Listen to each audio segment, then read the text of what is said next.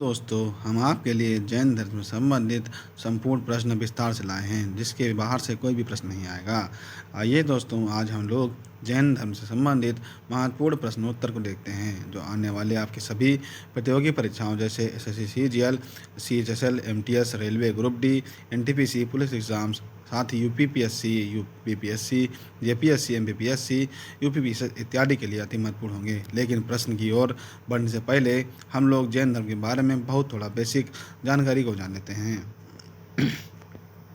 दोस्तों, सबसे पहले तो यह जानते हैं कि जैन शब्द किससे बना है। जो यह बना है जिन से, जिसका अर्थ होता है जीतने वाला, किसी चीज़ को जीतने वाला, तो इंद्रिय को जीतने वाला। अगला प्रश्न है,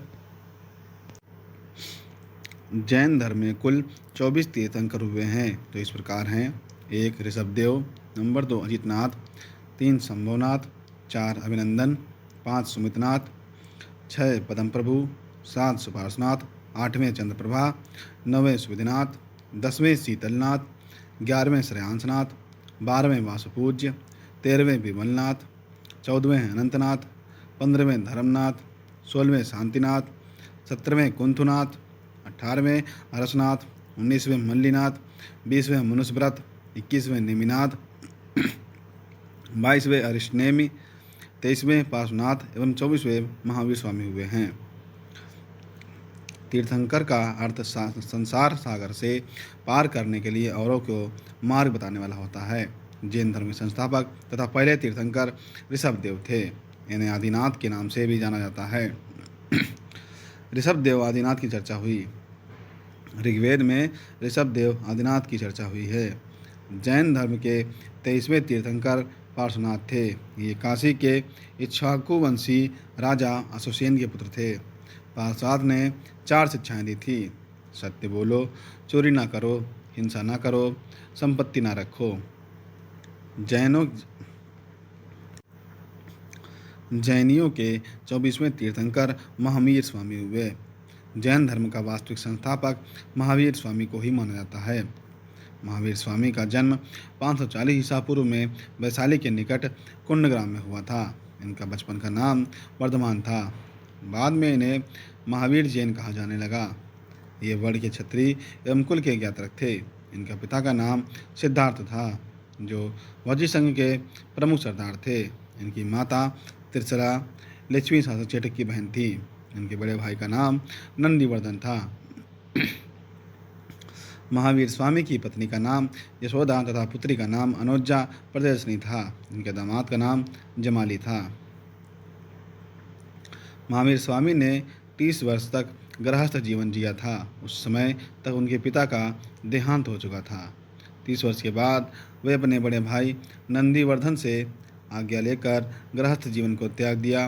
12 वर्ष तक लगातार कठोर तपस्या एवं साधना के बाद 42 वर्ष की अवस्था में महावीर को जरम्बिका ग्राम के नज़दीक ऋजुपालका नदी के किनारे एक साल के वृक्ष के नीचे कैवल्य यानी ज्ञान की प्राप्ति हुई।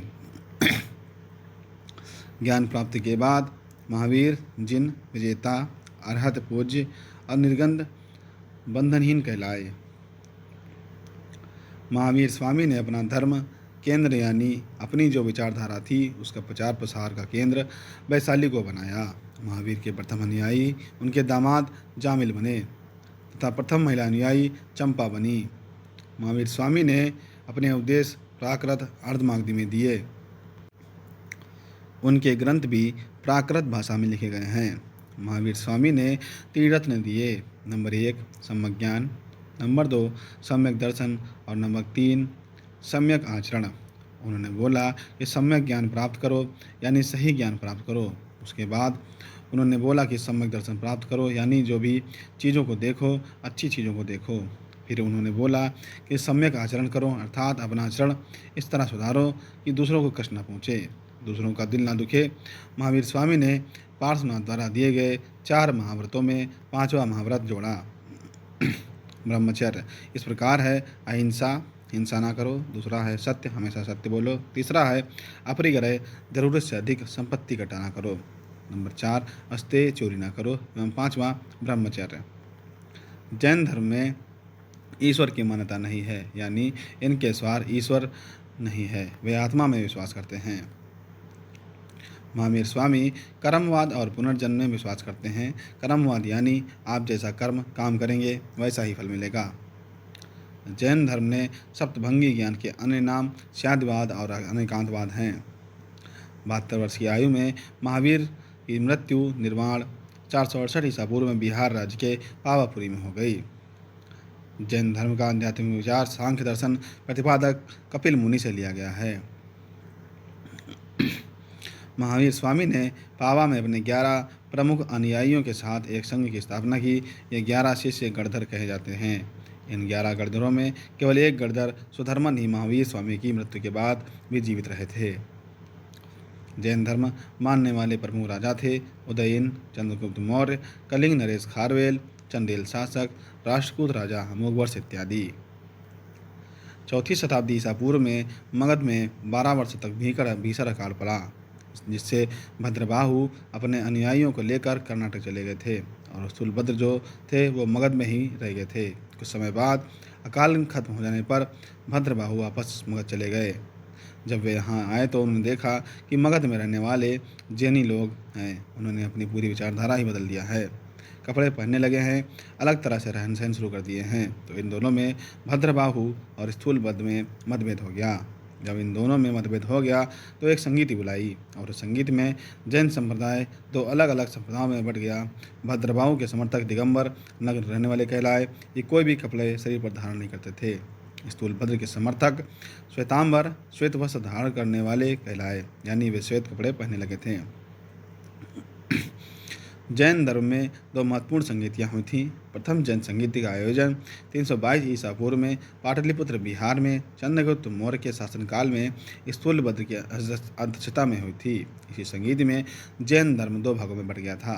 द्वितीय जैन संगीति का आयोजन 512 ईस्वी में वल्लभी गुजरात में कुमारगुप्त द्वितीय के शासनकाल में देवादि ऋषि की अध्यक्षता में हुई थी। इस संगीत में आगम ग्रंथ और क्षमा श्रवण ग्रंथों को लिया गया था। इसका लास्ट पॉइंट, भद्रबाहु ने जैन धर्म के सभी तीर्थंकरों की जीवनियों का संकलन कल्पसूत्र नामक पुस्तक में किया था। यह संस्कृत में लिखा गया है। तेरापंथी, विश्वपंथी ये सभी जैन धर्म के उपसंप्रदाय हैं। जय हिंद दोस्तों।